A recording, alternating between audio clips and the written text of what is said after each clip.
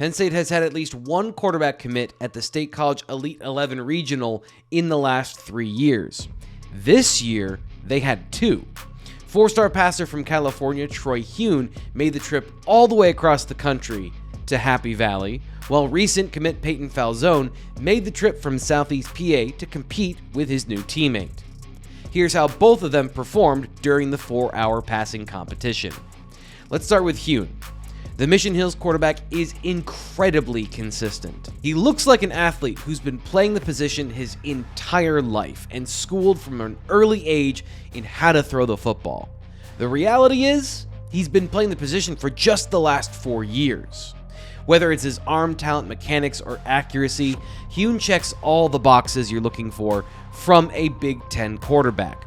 He showed off his smooth, repeatable throwing motion on Sunday and looked confident and held the room in the Elite 11 passing drills with other top quarterbacks. Yet Huhn's consistency and above-average profile don't have any surface-level highlight talents. He's a good athlete, but maybe lacks some of the elite explosive movement. He's got more than enough arm strength, but his release and velocity aren't among the best in his peer group. And when he did struggle in drills with accuracy, it was on difficult off-platform throws. Overall, he comes off as a B+ to an A- at everything. And while that sounds like a negative, the longer you watch Huhn, the more impressed you become with his consistency and overall profile. He's 6'4" and has a perfect frame to develop into an all-around QB and athlete. While he didn't win the Elite 11 invite from camp, he's a strong candidate to get a post-regional invite to the final. Now let's talk about Falzone. It was really impressive to watch Peyton Falzone show off the progress he's made since the end of his junior season. When you consider how far he's come working with Ohio-based passing coach Brad Mandler in the last 6 months, his performance at camp was transformative. When he's comfortable and playing with good mechanics, few quarterbacks can generate the velocity and power that Falzone can. He's got a twitchy, elite explosive release, reminiscent of current Penn State quarterback and Mandler pupil Ethan Grunkmeyer. Falzone's also extremely intelligent, driven, and intense, which shows up in this development curve.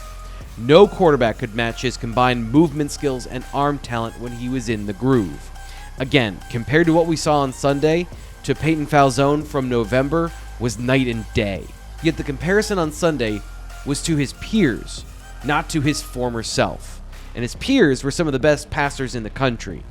In that light, he fell short in consistency. He's still working to keep his new mechanics during off-platform situations and when he's generally uncomfortable.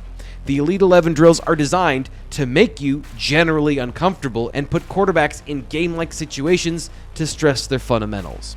Falzone flashed elite skills and did some really hard things very well, but still needs time in the QB lab to cement his technique in place. More than anything, Falzone proved that he belongs among the top group of quarterbacks on Sunday at the camp and at his position in 2026.